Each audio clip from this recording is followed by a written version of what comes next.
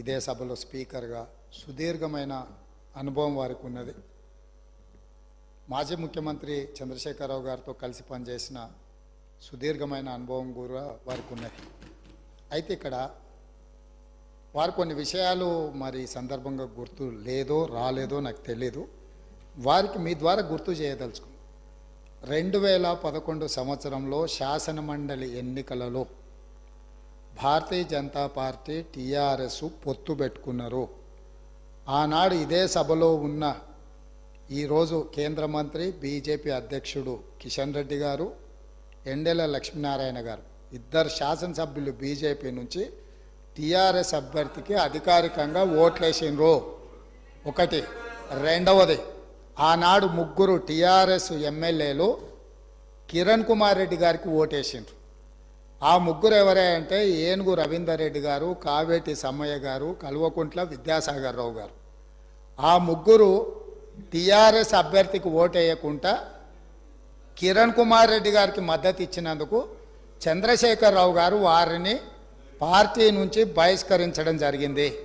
ఆ సందర్భంగా ఎమ్మెల్యేలు ఏం చెప్పిండ్రంటే, అయ్యా మీ అల్లుడు గారే మమ్మల్ని ఇక్కడ ఓటేయమని చెప్తే మేము పోయి అక్కడ ఓటేసినాము, ఓటేయమన్న మీ అల్లుడినేమో ఇంట్లో పెట్టుకున్నావు, మమ్మల్ని పార్టీ నుంచి ఎట్లా బహిష్కరిస్తావు అని వాళ్ళు మాట్లాడడంతో తిరిగి 2014లో వారికి టికెట్లు ఇవ్వడం జరిగింది. నెంబర్ 1.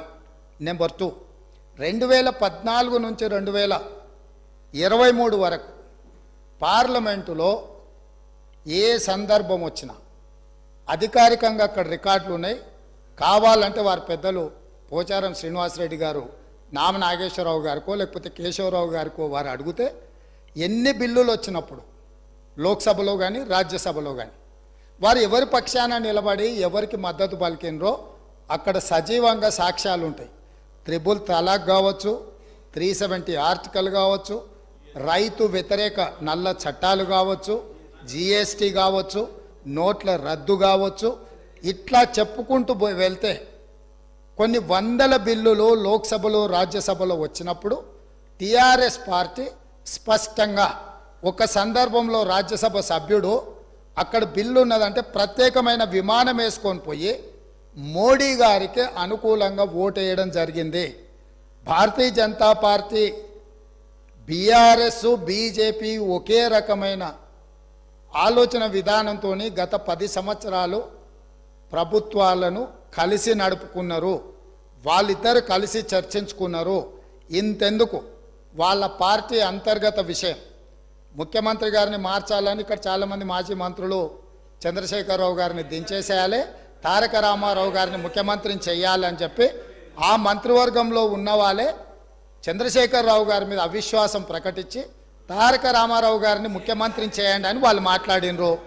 వాళ్ళందరూ ఒత్తిడి తట్టుకోలేక చంద్రశేఖరరావు గారు వెళ్ళి నరేంద్ర మోడీ ప్రధానమంత్రిని కలిసి నేను అక్కడి నుంచి మా వాళ్ళు తప్పుకోమంటుండ్రు, తప్పుకుంటా తారక రామారావు గారిని తెలంగాణ రాష్ట్రానికి ముఖ్యమంత్రిని చేస్తా, మీరు నాకు అనుమతి ఇవ్వమని అడిగినరని, నేను వారసత్వ రాజకీయాలు లేకపోతే రాచరికాలను నేను సమర్థించను, నేను వ్యతిరేకిస్తున్నా, అది ఎలా సాధ్యమో అని నేను చంద్రశేఖరరావును నిలదీసినని భారత ప్రధానమంత్రి తెలంగాణ రాష్ట్రానికి వచ్చినప్పుడు స్పష్టంగా ప్రకటన చేసిండు. ఇప్పుడు పెద్దలు శ్రీనివాసరెడ్డి గారిని నేను అడుగుతున్నా, మీకు ఎలాంటి సంబంధాలు లేకపోతే, అనుబంధం లేకపోతే, ఆయన అనుమతితోనే మీరు నిర్ణయాలు తీసుకోకపోతే మీ పార్టీ అంతర్గత వ్యవహార ముఖ్యమంత్రిని మార్చుకోవడం అనేది, అట్లాంటి విషయం కూడా మోడీ గారి అనుమతిని అడిగిందంటే మీ బంధం ఫెవికల్ బంధం. ఒకవేళ మీకు కేసీఆర్ గారు చెప్తుండ్రో లేదో వాస్తవాలు ఒక్కసారి ఇప్పుడు నేను చెప్పిన చరిత్రను మొత్తము వారు తెలుసుకోవాల్సిందిగా నేను కోరుతున్నా. మీకు కొన్ని చెప్తాడు, కొన్ని దాస్తాడు.